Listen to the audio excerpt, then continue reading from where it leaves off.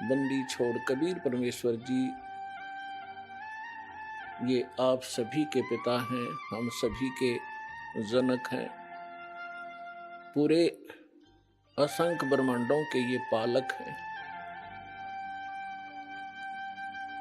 और पुण्यात्माओं, हम अपने पिता को भूल कर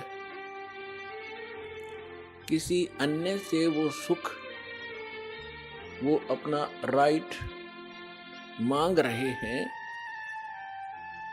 जो कभी नहीं दे सकता, जो पिता दे सकता है। पिता अपने पुत्र पुत्री को अपनी सर्व संपत्ति दे देता है सहर्ष। पिता को छोड़कर यदि हम किसी रिलेटिव से ये आस करें, वो कभी नहीं हो सकता। ठीक इसी प्रकार हम अपने पिता को छोड़कर उस परम पिता सर्वशक्तिमान सर्वसृष्टि रचनहार कबीर परमेश्वर को छोड़कर हम अन्य भगवानों से वो डिमांड करते रहे, हमें सुख दे भगवान, हमें निरोग कर भगवान, आपत्तियों का निवारण करे परमात्मा, ये कभी नहीं कर सकते। एक समर्थ परमात्मा है जिसका आज तक हमें ज्ञान नहीं था और वो यहां आकर 120 वर्ष रहे, अपनी महिमा बता भी गए और दिखा भी गए। लेकिन हम बालक हैं, बालक की बुद्धि बालक जैसी ही होती है। वो 1000 रुपए के नोट को पकड़कर फाड़ देता है, खेलता खेलता उसको फाड़ देता है, उसको कूड़े में डाल देता है, अग्नि में डाल देता है, क्योंकि उसको उसकी कीमत का पता नहीं। हमारे साथ ऐसा ही होता रहा क्योंकि हम अध्यात्म ज्ञान से परिचित नहीं हो सके, क्योंकि जिन धर्म गुरुओं को हम आध्यात्मिक टीचर मानते थे, अध्यापक मानते थे, वो अध्यापक नहीं थे। वो तो आप और हमारे जैसे ही ज्ञान के सत्र के व्यक्ति थे। उनको अपने धर्म के सदग्रंथों का भी ज्ञान नहीं था, और जिस कारण से हम परमात्मा को पहचानने में और उससे प्राप्त होने वाले सुखों को प्राप्त से वंचित रहे, असफल रहे। अब उसी परमेश्वर ने दया करी, यहां आके अपना भेद बता के चले गए। उसके बाद अपने प्यारी आत्माओं को मिले, जैसा भगवान मिला ही करते हैं, उनका विधान है, वेदों के अंदर प्रमाण है कि वो पूर्ण परमात्मा सर्व सृष्टि रचनहार सबका पालक ऊपर के लोक में रहता है, सतलोक में, और वहां से सह शरीर चलकर आता है।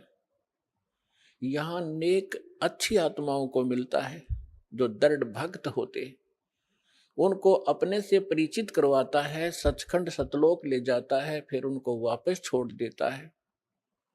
परमात्मा से परिचित वो महान आत्माएं संत उस परमेश्वर के यथार्थ ज्ञान का प्रचार किया करते हैं, लेकिन उनकी संख्या कम होती है और वो ज्ञान सत्य होता है। पूरा विश्व असत्य ज्ञान से परिपूर्ण होता है, ओतप्रोत होता है, जिस कारण से हम भगवान को भी ठुकरा दिया हमने और उन महापुरुषों के अमृतवाणी को भी स्वीकार नहीं किया जिन्होंने परमात्मा को देखा और पाया था। उनमें से कौन कौन है? आदरणीय धर्मदास साहिब जी, आदरणीय मुल्कदास साहिब जी, आदरणीय नानक साहिब जी, आदरणीय दादू साहिब जी, आदरणीय गरीबदास साहिब जी, गांव छुड़ानी, जिला झज्जर, हरियाणा वाले, आदरणीय गीसा दास साहिब जी, गांव खेखड़ा, जिला बागपुर, पहले मेरठ था अब बागपुर हो गया, उत्तर प्रदेश में, और आदरणीय स्वामी रामानंद जी, काशी वाले ने।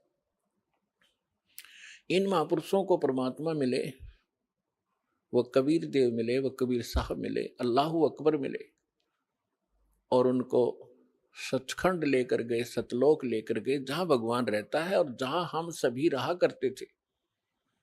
हम अपनी गलती से यहां गलत स्थान पर आकर गिर गए और जब तक हम उस स्थान पर नहीं जालेंगे तब तक ये जीव सुखी नहीं हो सकता। उन महापुरुषों को परमात्मा ने इसलिए परिचित करवाया कि वो गवाही देंगे कलयुग में कि हमने भगवान देखा और वो कहाँ रहता है। जो उन महापुरुषों ने ज्ञान दिया परमात्मा कैसा है, उसका नाम क्या है, वो कहाँ रहता है, उसकी प्राप्ति कैसे होती है, वो साकार है या निराकार है, स्वयं परमेश्वर ने आके बताया। और जिन्होंने भगवान को देखा, परमात्मा को देखा, उन्होंने वही बताया।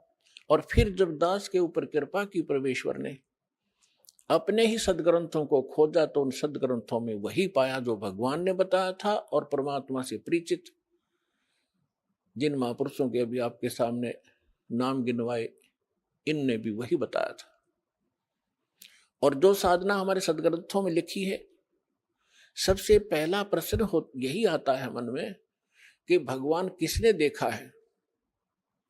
अभी दास ने आपके रूबरू जिन महापुरुषों के शुभ नाम की गिनाए, इन्होंने भगवान को देखा है, इन्होंने भगवान को पाया है। और भगवान कैसा है? भगवान साकार है, मनुष्य दृश्य है, हमरे ही उनिहार है, हमारा सृजनहार। हमारा भगवान हमारे ही जैसी उनिहार का है, यानी मनुष्य दृश्य ही है, लेकिन उसके सामर्थ्य में और जीव के सामर्थ्य में दिन और रात का अंतर है। वो सर्वशक्तिमान है, सर्वसृष्टि रचनहार है, सबका पालक है, लेकिन है मनुष्य जैसा ही। फिर तीसरा आता है कि परमात्मा मिलता कैसे है। जैसे ज्ञान भी हो जाएगा, भगवान ऐसा है, भगवान वहां रहता है, परमात्मा ये सुख देता है, जब तक उसका समाधान नहीं मिला, उस स्थान को पाने की विधि प्रॉपर नहीं मिली, तो ज्ञान भी व्यर्थ है। तो अब वो साधना कौन सी है जिससे वो स्थान प्राप्त होगा, जो श्रीमद् भगवत गीता अध्याय नंबर 18 के श्लोक नंबर 62 में, गीता अध्याय नंबर 15 के श्लोक नंबर 4 में वर्णन किया हुआ है कि अर्जुन तू सर्व भाव से उस परमेश्वर की शरण में जा। गीता ज्ञान दाता अपने से अन्य किसी समर्थ परमात्मा की शरण में जाने के लिए अर्जुन जी को कह रहा है। और उसकी शरण में जाने से ही तो परम शांति को और शाश्वत स्थान को, शाश्वत स्थान मीन जिसका कभी नाश ना हो, सत्यलोक, अविनाशी लोक, अमर लोक को प्राप्त होगा। और गीता ज्ञानदाता अपने विषय में कहता है, गीता अध्याय नंबर 2 के श्लोक नंबर 12 में, गीता अध्याय नंबर 4 के श्लोक 5 और 9 में, गीता अध्याय नंबर 10 के श्लोक नंबर 2 में, कि अर्जुन तेरे और मेरे बहुत जन्म हो चुके हैं, तू नहीं जानता, मैं जानता। इससे सिद्ध है कि गीता ज्ञानदाता अविनाशी नहीं है, और इसके साधक भी फिर अविनाशी स्थान प्राप्त नहीं कर सकते। गीता ज्ञानदाता 8वें अध्याय के 13वें श्लोक में गीता जी में कहता है कि अर्जुन मुझ ब्रह्म का केवल एक मंत्र है, और इसकी जो साधना करता है अंतिम सांस तक, मरते दम तक, वो इस ओम से मिलने वाली परम गति को प्राप्त होता है। ओम से मिलने वाली परम गति कौन सी है? ब्रह्मलोक। ओम ब्रह्म का मंत्र है, ओम के जाप से ब्रह्मलोक प्राप्त होता है। गीता अध्याय नंबर 8 के श्लोक नंबर 16 में स्पष्ट किया है कि ब्रह्मलोक में गए हुए प्राणी भी पुनर्वृत्ति में हैं, वो भी फिर जन्म और मृत्यु के इस चक्कर में गिरे ही रहते हैं। गीता अध्याय नंबर 15 के श्लोक नंबर 4 में कहा कि अर्जुन तत्वदर्शी संत की प्राप्ति के उपरांत परमेश्वर के उस परम पद की खोज करनी चाहिए, जहां जाने के बाद साधक फिर लौटकर कभी संसार में नहीं आते। और जिस परमेश्वर ने सब ब्रह्मांडों की रचना की है, जिससे संसार रूपी वृक्ष की प्रवृत्ति विस्तार को प्राप्त हुई है, यानी संसार रूपी वृक्ष का 15वें अध्याय के अंदर एक एग्जाम्पल है, फॉर एग्जाम्पल, उदाहरण के तौर पे बताया है कि ये सारा संसार समझो उल्टा लटका हुआ संसार तुल्य है, वृक्ष तुल्य है। ऊपर को जड़ तो पूर्ण परमात्मा परम अक्षर ब्रह्म है जो सबका पालन करता है। पेड़ का पालक मूल होता है, जड़ होती है, और बाकी जितना भी तना डार टहनियां पत्ते उस मूल से ही आहार प्राप्त करते हैं, खुराक प्राप्त करते हैं। तो वो सबका पालक है और उसी ने सब ब्रह्मांडों की रचना की है, केवल उसी की भक्ति करो। तो पुण्यात्माओं, आपका सौभाग्य है, आपकी किस्मत न्यारी है, और जिन पुण्यात्माओं को इस मनुष्य जीव, इस कलयुग के अंदर मानव शरीर प्राप्त है, तो वो बहुत ही पुण्यकर्मी प्राणी है पिछले जन्म जन्मांतर का, क्योंकि इस समय में मानव शरीर प्राप्त करना ये आम आत्मा के संस्कार नहीं है। और उससे भी अच्छी आत्माएं वो हैं जो सतलोक आश्रम बरवाला जिला हिसार में आकर दीक्षित हो रही। धन है उनके माता पिता जिनसे जन्म लिया। यहां आने से आपका मोक्ष होगा, आपके परिवार का मोक्ष होगा, आपके सर्व संकट दूर होंगे। सर्व संकट किसी प्रकार के हों, आर्थिक हो, शारीरिक हो, तीन ताप के हों, भूत प्रेत की बाधा हो, ये तो परमात्मा पहले करेगा। उसके बाद फिर आपको इसके पैरेलल ज्ञान भी कराया जाएगा कि ताकि आप इन सुखों को पाकर फिर भूल ना जाओ भगवान को, क्योंकि ये सुख यहाँ का अस्थायी, अक्षणिक है, झूठा है। और इस सुख को पाकर हम मस्त हो जाते हैं, जो हमारी सबसे बड़ी भूल होती है। उसके लिए परमात्मा कबीर परमेश्वर जी कहते हैं कि सुख के माथे पत्थर पड़ो, जो नाम हृदय से जावे, बलिहारी उस दुख के, जो पल पल नाम रटावे। ये परमात्मा खुद बताते हैं कि तुम ऐसे अर्ज लगाया करो मेरे सामने कि हे भगवान, ऐसा सुख भी ना देना जिससे आपकी भूल पड़े, बाढ़ में जाओ ऐसा सुख जो भगवान से दूर करे, ऐसा दुख दिए रखना परमात्मा, तेरी याद बनी रहे। आज दास देख रहा है सतलोक आश्रम बरवाला में 80% वो भक्त आ रहे हैं जो काल के सताए हुए हैं, कर्मों से पीड़ित हैं।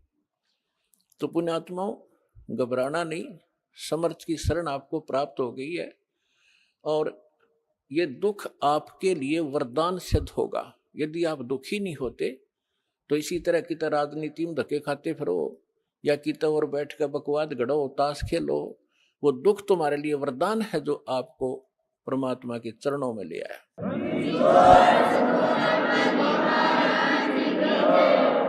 रमता राम जपो रे प्राणी, अब तो सुन ले राम कहानी। रमता राम यानी सर्वव्यापक, जिस परमेश्वर की असंख्य ब्रह्मांडों पर सत्ता है, ओवरऑल कंट्रोलर है, उसका नाम जपो रे प्राणी, अब तो सुन ले वो राम कहानी। अपने आत्माओं, पहले तो आपको राम की डेफिनेशन बताते हैं, डेफिनेशन ऑफ गॉड। परमात्मा की कहानी सुनाते हैं, परमात्मा कहते किसे हैं। श्रीमद् भगवत गीता अध्याय नंबर 15 के श्लोक 16 और 17 में 3 पुरुष बताए हैं। पुण्यात्माओं, यहां थोड़ा सा आपको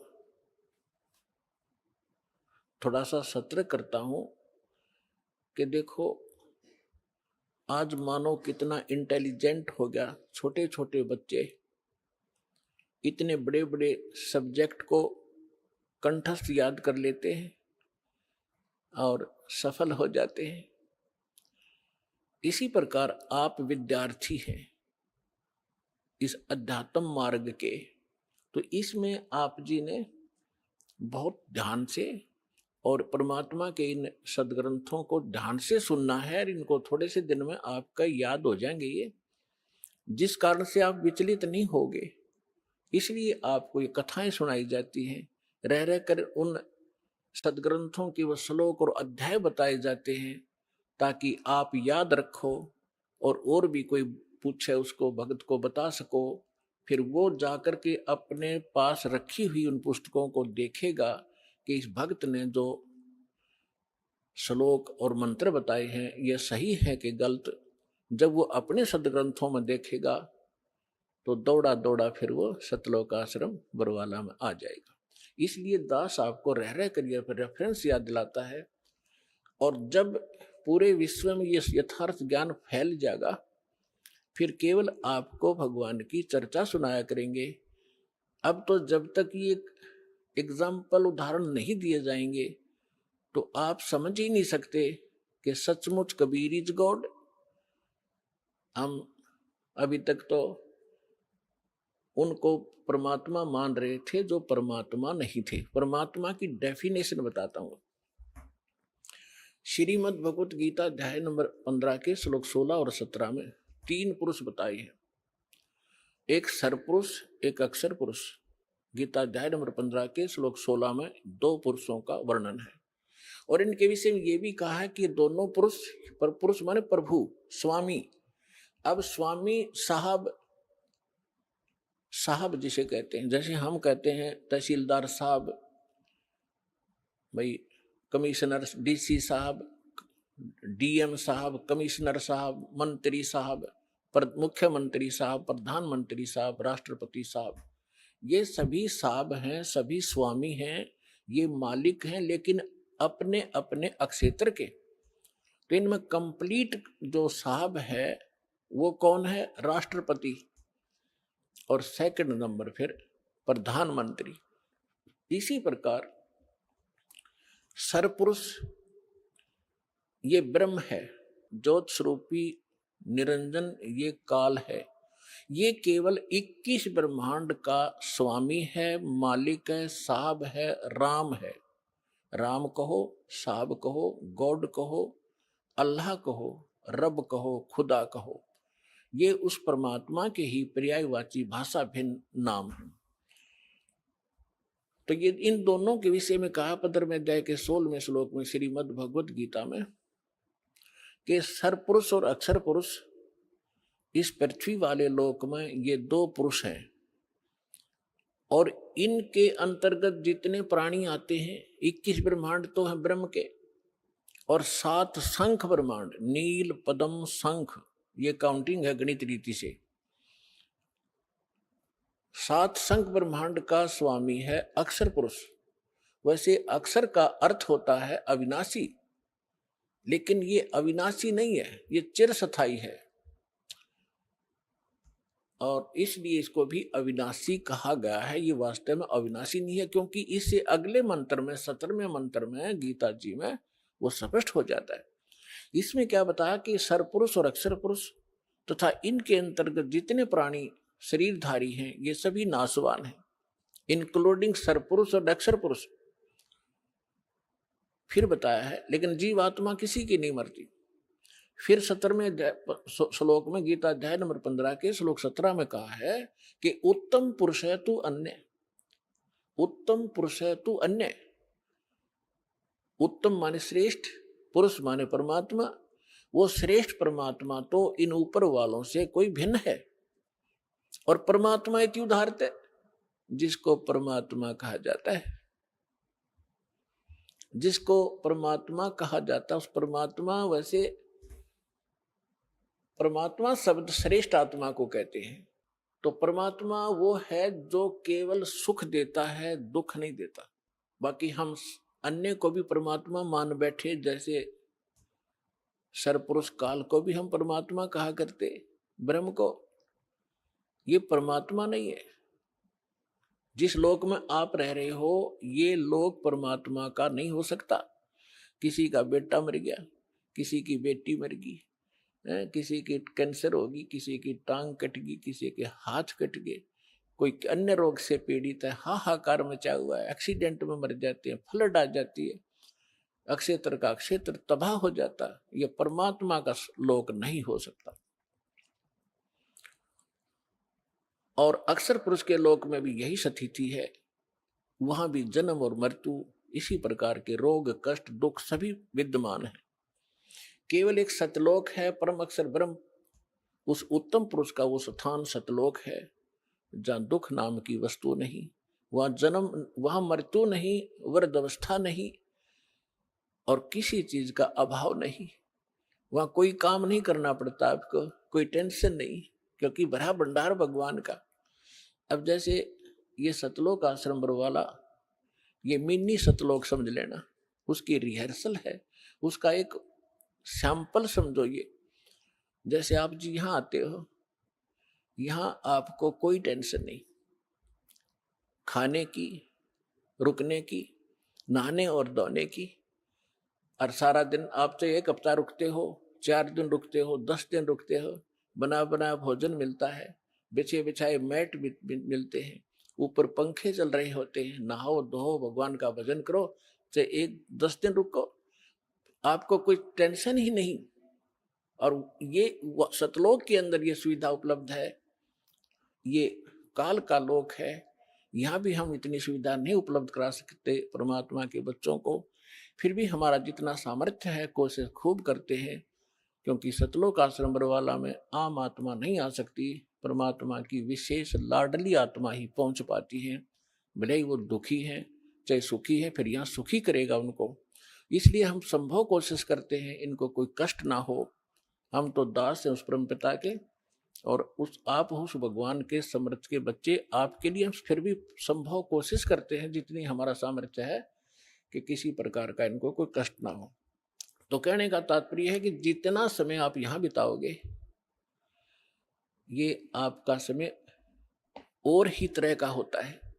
यहाँ से जाते ही आप देखना, आश्रम से निकलते ही आपको कितनी टेंशन घेर लेती है, वो करना है, वो करना है, वहां जाना, उससे लेना, उससे देना, उसने ऐसे कर दिया।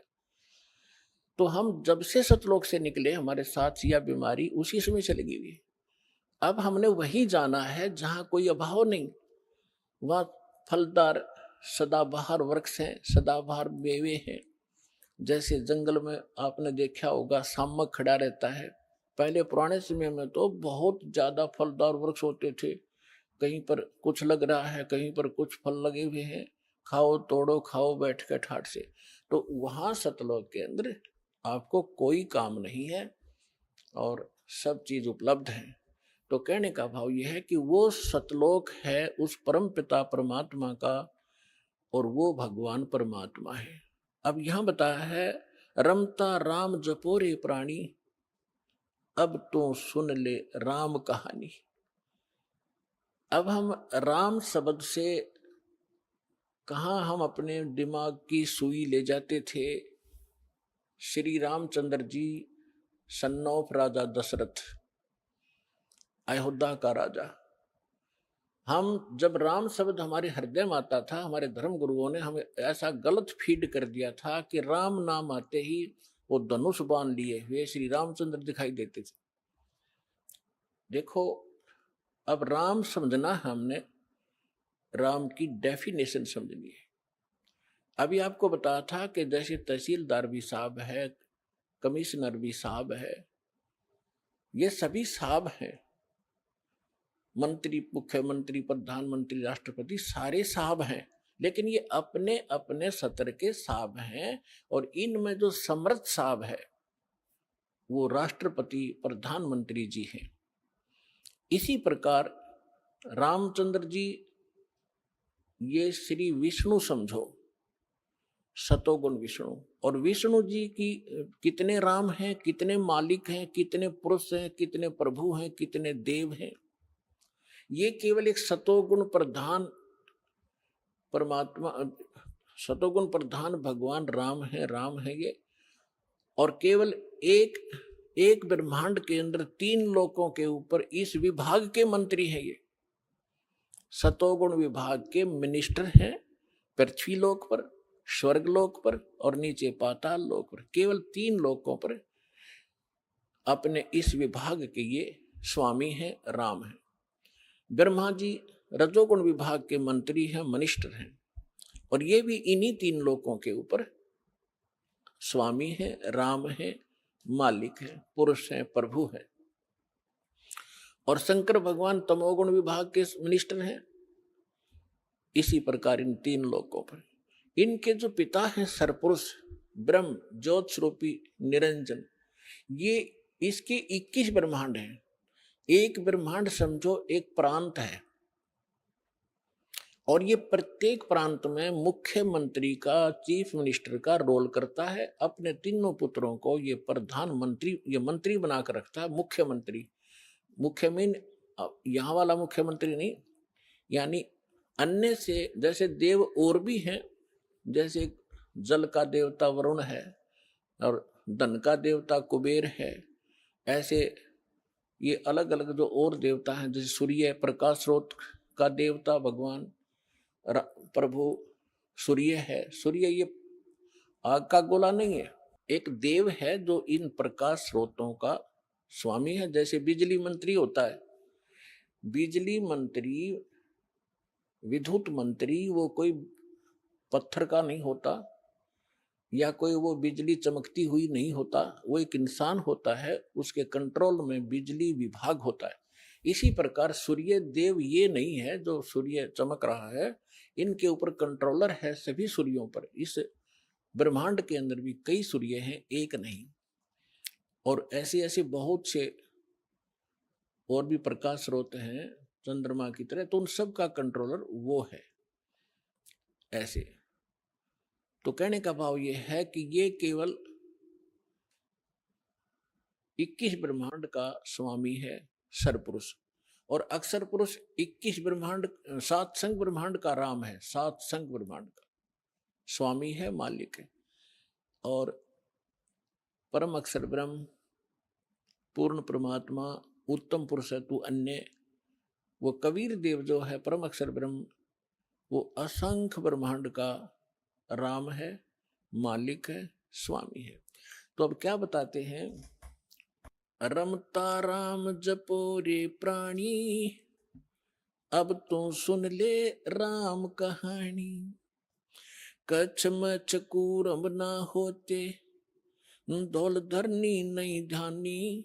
चंद सूरज दो दीपक ना थे पवन और पानी। भाई कच्छ मच्छ ये कूरम ना होते, धौल धरनी नहीं ध्यानी। चंद सूरज दो दीपक ना नहीं थे पवन और पानी।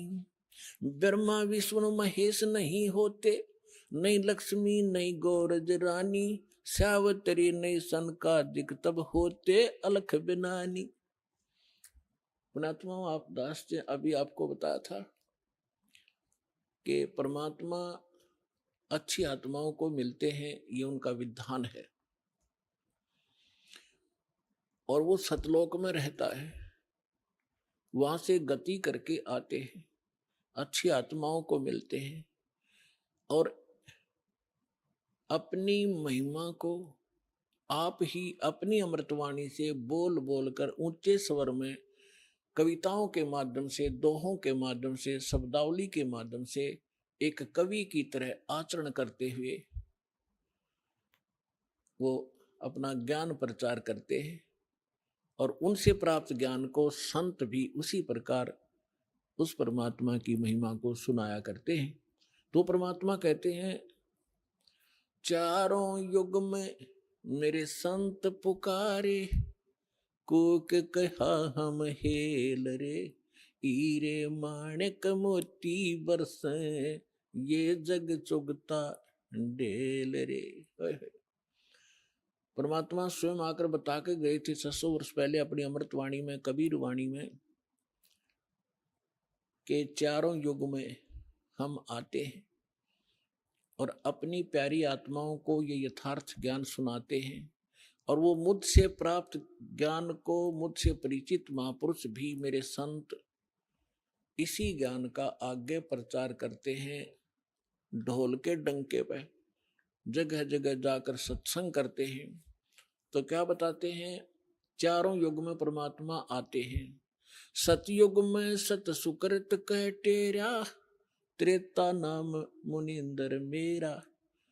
द्वापर में करुणा में कहाया, कलयुग नाम कबीर धराया। चारों युग में मेरे संत पुकारे, कूक कहा हम हेल रे। हीरे माणिक मोती बरसे, यो जग चुगता ढेल रे। परमात्मा ने कहा, और मेरे से परिचित सब संत वो भी यही बता रहे हैं कि हम यथार्थ ज्ञान, यथार्थ वो भक्ति विधि बखेर रहे हैं, सरेआम आवाज लगाकर सुना रहे हैं। आप हमारे इस ज्ञान को ना सुनकर जो हम सत साधना रूपी और सत ज्ञान रूपी हीरे और मोती आपके ऊपर बरसा रहे हैं, आपके सामने डाल रहे हैं, आप ठुकरा कर चल देते हो और आप आन उपासना करते हो अन्य देवताओं की, जो शास्त्र विधि को त्याग कर मनमाना आचरण है, जिसके विषय में श्रीमद् भगवद गीता अध्याय नंबर 16 के श्लोक 23 और 24 में कहा गया है कि शास्त्र विधि को त्याग कर जो मनमाना आचरण करते हैं अर्जुन, उनको न तो कोई सुख होता है, न उनकी सिद्धि होती है, और न ही उसको कोई गति होती है। व्यर्थ, यूजलेस। इससे तेरे लिए अर्जुन कर्तव्य और अकर्तव्य की व्यवस्था में कौन सी साधना करनी चाहिए, कौन सी भक्ति करनी चाहिए और ना करनी चाहिए, उसमें सदग्रंथ ही प्रमाण मानना, किसी के लोक वेद पर, दंत कथा पर विश्वास मत करना। तो जितने भी परमात्मा कहा करते थे कि तुम्हारे जो धर्म गुरु हैं, कबीर परमेश्वर जी कहा करते थे कि तुम्हारे जितने धर्म गुरु हैं ये गलत ज्ञान प्रचार कर रहे हैं, तुम्हें सत भक्ति नहीं बता पा रहे हैं, और हम सत भक्ति बता रहे हैं, तुम इनको ठुकरा करके वो साधना कर रहे हो जो ना तुम्हें सुख कर सकती है, ना तुम्हारा भविष्य में आने वाले आपदाओं को नहीं टाल सकती है। आपके प्रारब्ध में, आपकी किस्मत में जो लिखा है आपका कष्ट, उसका निवारण नहीं कर सकते। तो वो आप डड़े ढो रहे हो, कंकर पत्थर इकट्ठे कर रहे हो, उनको हीरे और मोती जान गए, वो तुम्हारी भारी भूल है। इन कंकर और पत्थरों को जब आप आगे जाकर ले जाओगे सिर पर रख कर, और जहां इनकी कीमत लगेगी, तब आपको पता चलेगा कि तुम पत्थर उठा लाए, कंकर उठा लाए, लाल हाथ लगा नहीं। तो क्या बताते हैं, चारों युग में मेरे संत पुकारे, कूक कहा हम हेल रे। हीरे माणिक मोती बरसे, ये जग चुगता ढेल रे। कि हम सत साधना, सत भक्ति रूपी हीरे मोती आपके ऊपर बरसा रहे हैं, और आप फिर भी कंकर पत्थर यानी आन उपासना करने में लगे हुए हो, उन देवी देवताओं की पूजा करते हो जो तुम्हें कभी सुख नहीं दे सकते। वो स्वयं सुखी नहीं, उनका अस्थायी समय सबका सब नाशवान है। थिर पकड़ थिर रही है, समर्थ की शरण गह कर ही आप सुखी हो सकते हो। समर्थ का शरणाग हो, रंग होरी हो, वाई कदे न हो ए काज राम, रंग होरी हो। कहते समर्थ की शरण पकड़ो, ग्रहण करो, फिर कभी भी आपके ऊपर कोई आपदा नहीं आवेगी, यदि आप मर्यादा में रहोगे। पर भी लेन जात है दुनिया, हमरा ज्ञान किने ना सुनिया। परमात्मा कितने दुखी होकर कहते हैं कि तुम पर भी लेन जाते हो, वहां पर कहीं पर कोई कुंभ का मेला लग जाता है, उस जोड़ में, तालाब में, जिसमें गधे भी ना नहावे, बड़े पानी भी ना पियो, और उसमें तुम नहाकर कल्याण समझते हो अपना। तुमसे पहले वहां मछलियां, मेंढक सभी विद्वान रहते हैं, उनका मोक्ष नहीं होता। अपने सदग्रंथों का आधार मान और संत महापुरुष जिनको भगवान मिले, उनकी वाणी को आधार मानकर साधना कीजिए, तभी सफलता होगी। तो भगवान कहा करते कि पर भी लेन जात है दुनिया, और हमरा ज्ञान किन्हें ना सुनिए। तो यहाँ क्या बताना चाहते हैं भाई, कच्छ मच्छ कूरम ना होते, दौल धरनी नहीं ध्यानी, ये चंद सूरज दो दीपक ना थे, नहीं थे पवन और पानी। ब्रह्मा विष्णु महेश न होते, नहीं लक्ष्मी गौरज रानी, सावतरी नहीं सनकादिक तब होते, अलख बिनानी। अब आदरणीय गरीबदास साहिब जी कह रहे हैं परमात्मा से प्राप्त उस यथार्थ ज्ञान के आधार से कि पहले, सबसे पहले कुछ भी नहीं था, केवल एक परमात्मा था। और यही हमारे वेद बताते हैं, और यही वो महापुरुष बताते हैं, और यही परमात्मा स्वयं आकर ज्ञान देते हैं। हम ही अलख अला हैं कुतुब गोस और पीरे, गरीबदास खालिक धनी हमरा नाम कबीरे। ए स्वामी सृष्टा में सृष्टि हमार तीरे, दास गरीब ऊपर बसूं अधर बसूं अवगत सत्य कबीरे। परमात्मा ने स्वयं भी अपनी महिमा बताने की चेष्टा की, पर हम बालक इतने हैं, हम परमात्मा को पहचान नहीं सके, क्योंकि हम बाल बुद्धि बना दिए इन अज्ञानी संतों, महंतों, मंडलेश्वरों ने, गुरुओं ने। अपनात्माओं, सबसे पहले भगवान ने आपको शिक्षित किया और फिर इस ज्ञान को आप तक पहुंचाया। अब जितने भी आप यहां आए हो किसी भी धर्म मजहब से, सबसे पहले आपने ये ज्ञान सुना होगा तो बहुत बुरा लगा था, और आज आपको कैसा लग रहा है कि हे भगवान, अगर पृथ्वी पर ज्ञान है तो ये है ना, सब अज्ञान भरा पड़ा है।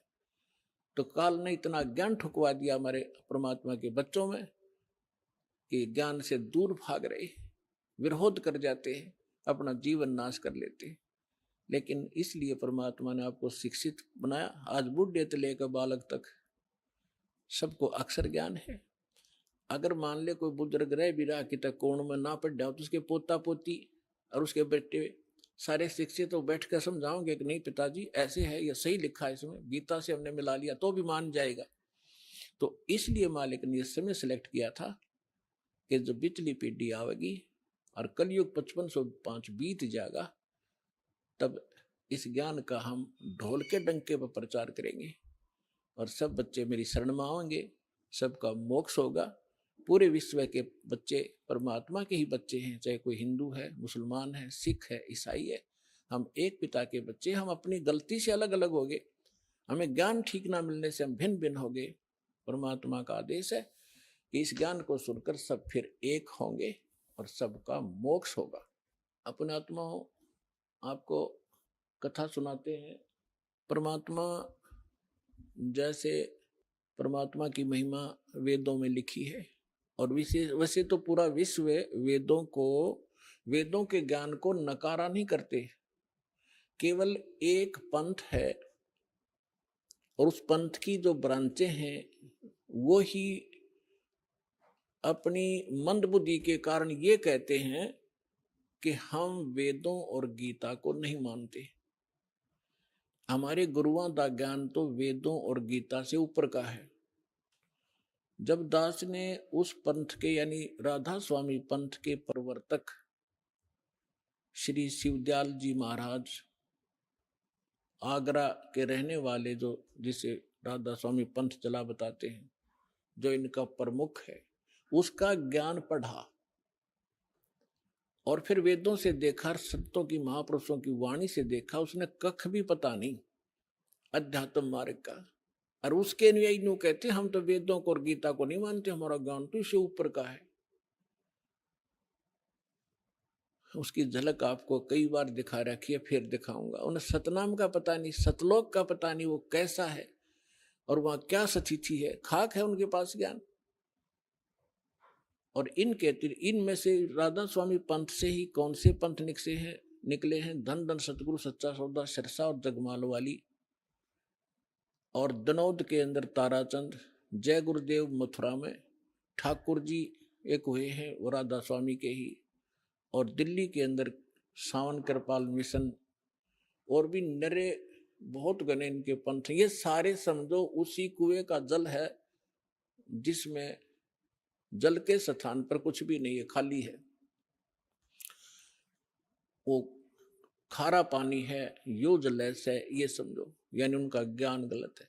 विश्व में कोई भी किसी भी मजहब का आदमी वेदों और गीता को नकारता नहीं, सब मानते। विशेषकर हिंदू धर्म तो मानता ही मानता है। तो दास आप ये समझाना चाहेगा कि जब वेदों में जो ज्ञान लिखा है, परमात्मा कैसा है, कहाँ रहता है, कौन है, कैसे मिलता है, तो फिर कम से कम हिंदू समाज ने पढ़े लिखे हो, एजुकेटेड हो, कोई बालक नहीं बतेरे दिन बहका लिया इन हमारे को। तो आपने तो मानना ही पड़ेगा कि जो वेदों में परमात्मा की डेफिनेशन लिखी है, परमात्मा की महिमा लिखी है, उसकी परिभाषा लिखी है, वो सत्य है। तो वो किसके ऊपर खरी उतरती है? बस 2 मिनट में फैसला हो जाएगा। Who is God? कौन है वो परमात्मा जिसके विषय में वेद गुण गाते हैं? ऋग्वेद मंडल नंबर 9 सूक्त 86 86 का मंत्र 26 और 27 में, ऋग्वेद मंडल नंबर 9 सूक्त 82 82 का 1 2 3 में, ऋग्वेद मंडल नंबर 9 सूक्त 54 मंत्र 3 में, ऋग्वेद मंडल नंबर 9 सूक्त 20 मंत्र 1 में, ऋग्वेद मंडल नंबर 9 सूक्त 1 मंत्र 8 और 9 में, ऋग्वेद मंडल नंबर 9 सूक्त 96 96 के 16 से 20 में, ऋग्वेद मंडल नंबर 9 सूक्त 94 के मंत्र 1 में, ऋग्वेद मंडल नंबर 9 सूक्त 95 के मंत्र नंबर 2 में, और भी अनेकों स्थानों पर इसमें क्या लिखा है कि वो कबीर देव, कबीर साहब, कबीर भगवान वो ऊपर सतलोक में, अमरलोक के तीसरे भाग में वहां बैठा है। सभी ब्रह्मांडों के ऊपर भवनो सर्व भवनो ओपरी तिष्ठति, सभी ब्रह्मांडों के सभी भवनों के ऊपर विराजमान है।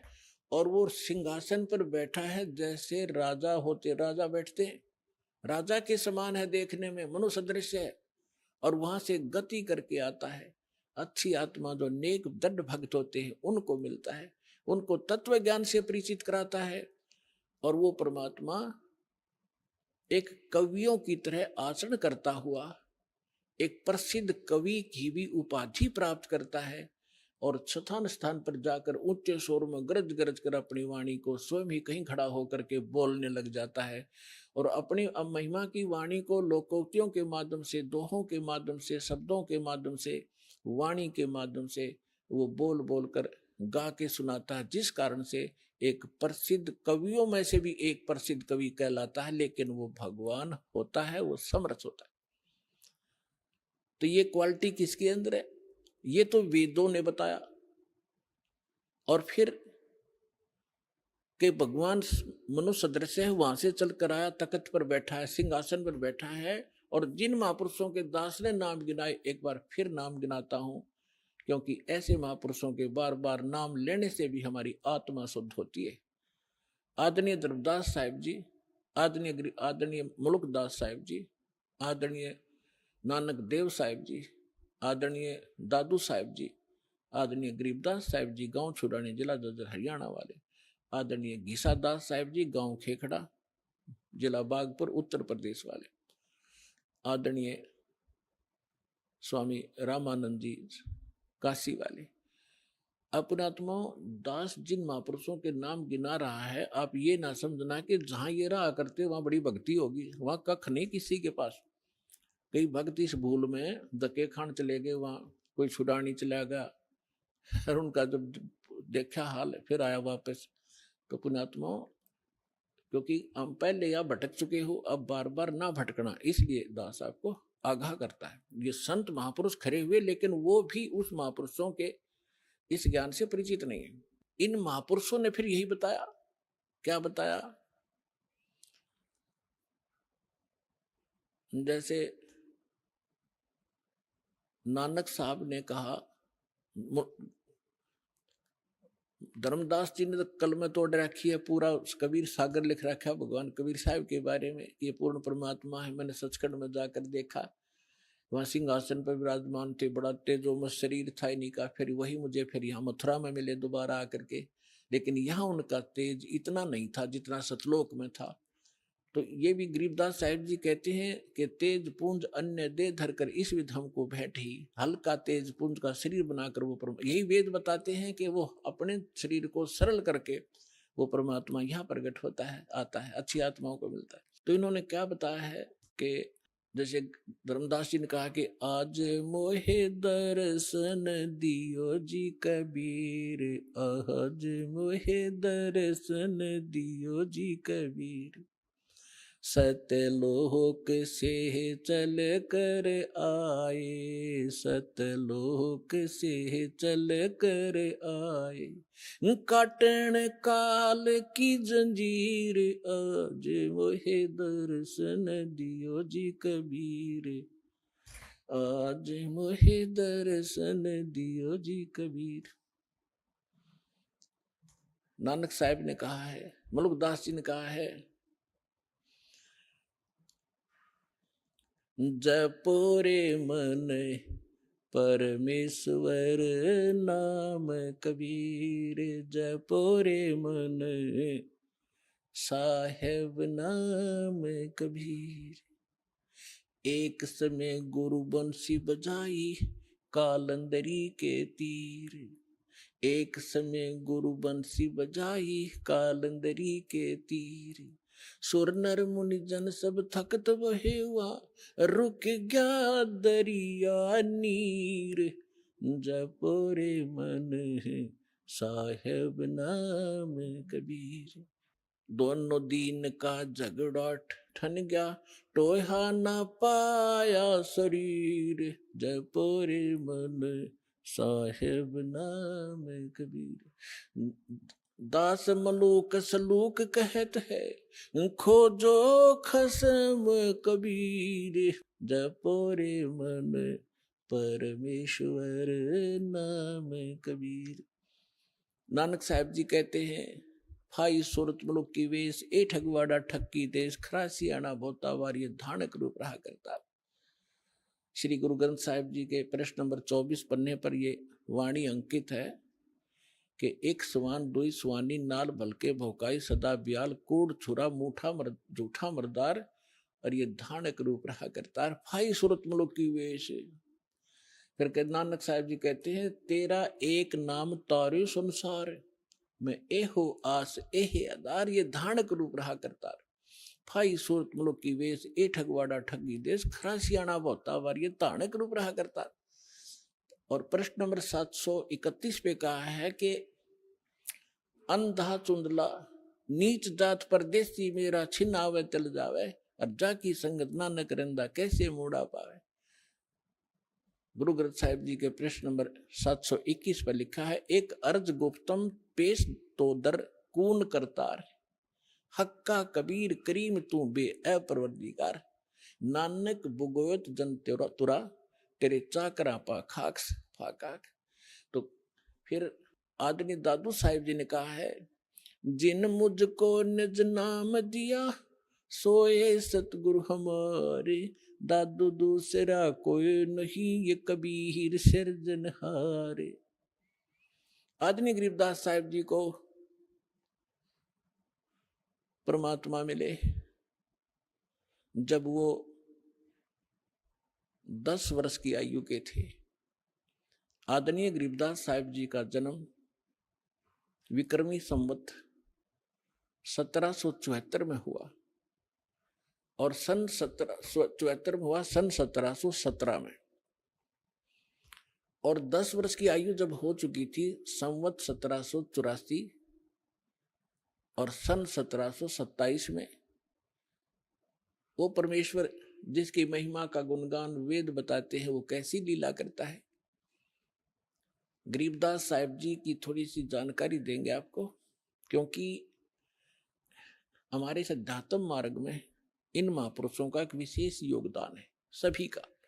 लेकिन इनमें से गरीबदास साहिब जी को परमात्मा ने अपनी योजना अनुसार पुनः वो सत्य ज्ञान दिया है, जो अन्य संतों को तो दिया था, लेकिन उनकी वाणी सभी संग्रह नहीं हो सकी, या गरीब धर्मदास साहिब जी को दिया था कंप्लीट, उसने लिखा ही था साथ बैठ के। जैसे आदरणीय नानक साहिब जी की सारी वाणी गुरु ग्रंथ साहिब तक नहीं पहुंची, नहीं लिखी गई, उसमें बहुत सी वाणी कहीं कहीं रह गई। एक प्राण संगली नाम की पुस्तक है, उसके बारे में भी कहा कि वो पूरी की पूरी नानक साहिब जी की वाणी थी। उसमें 160 पृष्ठ थे, उसमें से 80 ही लिए गए, 108 अध्याय थे, 160 अध्याय थे, 80 ही लिए गए, बाकी कुछ रह गए किन्हीं कारणों से, वो लंबा विषय है, फिर बताएंगे। तो इस कारण से इस विशेष अध्यात्म ज्ञान को समझने के लिए विशेष योगदान है आदरणीय गरीबदास साहिब जी, गांव छुड़ानी, जिला जज्जरवाड़े का। क्योंकि परमात्मा को मालूम था, परमेश्वर ने, जैसे काल ने कहा था कि आप कबीर नाम से अपना ज्ञान प्रारंभ करोगे और मैं आपके ही मार्ग में, आपके ही पंथ में अपने 12 दूत भेज दूंगा, आपके ज्ञान को खराब करेंगे और कबीर पंथी को आया करेंगे, नाम सारे गलत देंगे, तेरे ही अनुयायियों का मैं भट्ठा बैठाऊंगा। तब परमात्मा ने कहा था ठीक है, तो अपना काम करिए, मैं अपना करूंगा। फिर परमात्मा ने कबीर सागर के अंदर कबीर बानी एक चैप्टर है, उसके पृष्ठ नंबर 134, 35, 36 और 37 पे यह स्पष्ट किया है कि गरीबदास जी का 12वां पंथ होगा। संवत, उसमें गलती से संवत 1775 लिखा है, वहां 74 होना चाहिए, मिसप्रिंट है। कि उसमें जो आएगा भक्त संत, जो उसका मुखिया होगा, उसके माध्यम से मैं अपनी महिमा की वाणी को पुनः प्रकट कराऊंगा। लेकिन उस गरीबदास पंथ वाले भी उससे परिचित नहीं होंगे, असंग जन्म तक वो मेरे इस ज्ञान को समझ नहीं सकेंगे। फिर परमात्मा ने कहा था कि जब, जैसे काल ने कहा था 12 पंथ करूं मैं साजा और नाम तुम्हारा ले करूं आवाजा, 12 पंथ चालू करूंगा तेरे नाम तक, परमेश्वर से कहा था। और 12 पंथ नाम जो ले ही सो मेरे मुख में आन समोई, और अनेक पंथ चलाऊं, उनसे न्यारे ये राधा स्वामी, धन धन सतगुरु, जय गुरुदेव, और ये ठाकुर जी, विनोद वाला, ताराचंद, ये और अनेक पंथों में से हैं। और अनेक पंथ चलाऊं या विद जीवों को भरमाऊं, जोग जीत जाओ संसारा, जीव न माने कहा तुम्हारा। तो इसलिए परमेश्वर ने कहा था कि चौथा युग जब कलयुग आई, तब हम अपना अंश पठाई और काल फंद छूटे नरलोई, सकल सृष्टि परवाने खोई। ये तो उन्होंने बता दिया कि 12वें पंथ में मेरी महिमा की वाणी प्रकट होगी। उसके बाद फिर उस गरीब 12वें पंथ में हम ही चलावें और सब पंथ मिटा के एक पंथ चलावें। तो उस परमात्मा ना ये दास भेज दिया पुण्यात्माओं, गरीबदास पंथ में ही दास का से ही निकास हुआ है। फिर क्या बताया है कि कलयुग बीते 5500 पाचा, तब ये मेरा वचन होगा साचा। कलयुग बीत जावे जब एता, और सब जीव परम पुरुष पद चेता। 5505 जब वर्ष बीत जाएंगे, उस समय ये मेरी बात सत्य होगी कि मैं 12वें पंथ में स्वयं आऊंगा, सब पंथों को मिटाकर एक पंथ चलाऊंगा। अपने आत्मा थोड़े से दिन की बात है, बुद्धिमान समाज है, अभी तक उनके पास ये ज्ञान पहुंचा नहीं है, और पहुंचने लग रहा है। परमात्मा तो दयालु है, घर घर टीवी लगा दिए, मोबाइल बना दिए, इनमें चिप डलवा लो, सीडी बैठ कर देख लो, पुस्तक पढ़ लो, टीवी देख, कहीं ना कोई तो मार्ग से अपने बच्चों तक ये पहुंचा कर छोड़ेंगे। और जब उनको ये समझ में आएंगे, ऐसे आएंगे दौड़कर और सब एक हो जाएंगे, सबका मोक्ष होगा, सब यहाँ भी सुखी होंगे और सतलोक जाएंगे। जहाज भर भर कर भगवान आपको सतलोक छोड़ का होगा।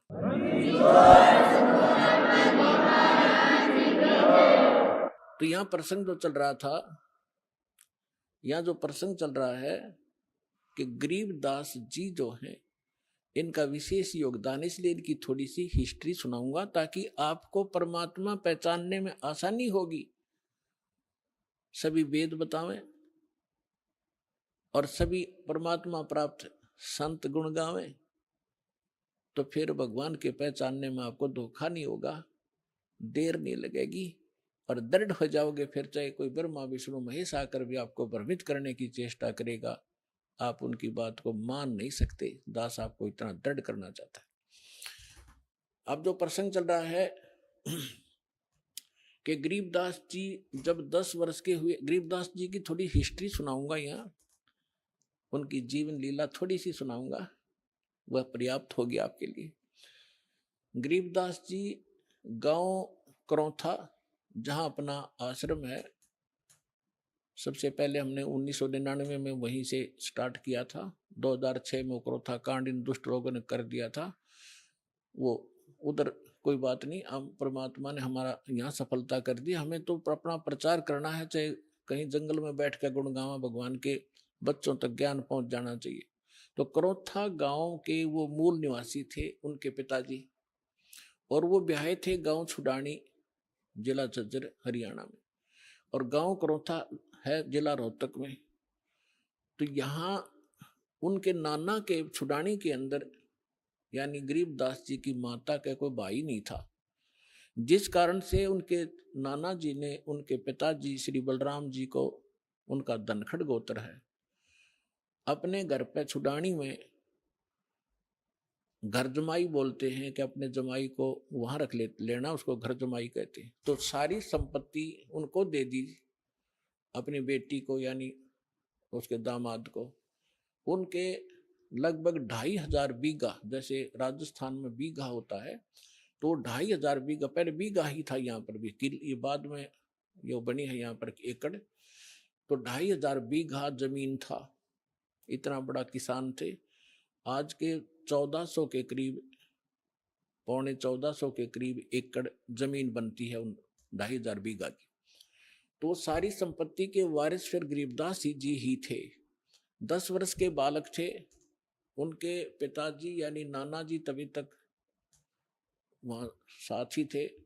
तो उनके वहाँ लगभग 150 गौवें थी, चरागा, क्योंकि अपने खेत बहुत बड़े थे, गौवें रखते थे। गरीबदास जी उन गौवों के पाली जाया करते थे चराने के लिए जंगल में। उनके साथ में अन्य गांवों के कुछ उनके किसान के यहाँ जो किराए पर पाली होते थे, और कुछ अन्य गांव वाले भी अपनी गौवों को उनके खेतों में चराने के लिए साथ चले जाते थे। संवत 1784 यानी सन 1727 और फागुन उतरते की द्वादशी यानी फागुन सुदी द्वादशी को दिन के लगभग 10 बजे सभी गौवें चल रही थी, कोई बैठी हुई थी वृक्षों के नीचे। जांडी उस साइड में जैसे राजस्थान के अंदर जांड होते हैं ना, जांडियां, ऐसा ही स्थिति थी उस क्षेत्र की उस समय, जो आज बहुत से क्षेत्र में राजस्थान के अंदर। तो वहां जांडी ज्यादा होती थी, उन जांडियों के पास बैठी थी। और एक रास्ता है, गांव कबलाना है, छुडानी की सीमा से सटा हुआ। गांव कबलाना से गांव छुडानी में कच्चा रास्ता आता था। उस कच्चे रास्ते के ऊपर एक बड़ा पेड़ था जांडी का, उसके नीचे सभी पाली बैठे हुए थे, इंक्लूडिंग गरीबदास जी, और वो भोजन खा रहे थे अपना, 10 बजे से भोजन खा रहे थे। उसी समय परमात्मा सतलोक से आए कबीर देव, एक जिंदा महात्मा का वेशभूषा बना के। कलयुग के अंदर वो जिनको मिले हैं जिंदा, जैसे जिंदा महात्मा कैसा होता है, मुसलमानों के अंदर विशेषकर इस वेशभूषा के फकीर पाए जाते हैं। सिर पर काला टोप होता है, ऊंचे से चुंडे का नु ऐसे खड़ा सा, और एक ही ओवरकोट होता है काले कपड़ों का, काले कलर का ओवरकोट टाइप एक वस्त्र पहनते हैं, और एक अंडरवियर कच्छा घुटनों तक का। ऐसी वेशभूषा वाले को जिद्दा महात्मा कहते हैं। दाढ़ी केस बड़े हुए होते हैं उसके। इस वेशभूषा में परमात्मा थोड़ी सी दूर पर सतलोक से आकर उतरे, और उस रास्ते, कच्चे रास्ते जा रहे थे, साथ में पाली बैठे थे, गरीबदास जी भी बैठे थे। उन पालियों में बड़े भी थे, कोई 40 वर्ष का, कोई 30 वर्ष का, कोई 10-15 वर्ष का, कोई 50 वर्ष के वृद्ध भी थे, प्रौढ़ भी थे। तो उस समय एक विशेषता थी, रास्ते चलते थे, साधु संत का तो आदर था ही था, आम व्यक्ति को भी विशेष रिगार्ड दिया करते थे, और प्रार्थना करते थे, आओ जी भोजन पालो, दूर से चलकर आए हो, पैदल चल रहे, आओ महाराज बैठो, भोजन पाओ। खड़ा हो गए एक आध भक्त और हाथ जोड़ दिए, परमात्मा तो आए उसी लिए थे, बैठ गए उनके पास।